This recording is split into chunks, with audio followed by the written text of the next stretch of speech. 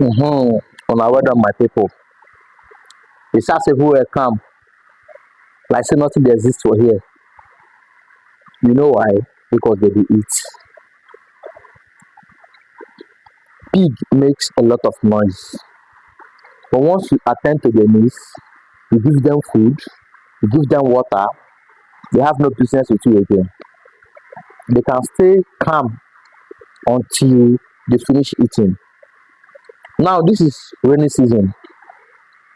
Yes, we know pig loves a cool place. Yes, that is correct.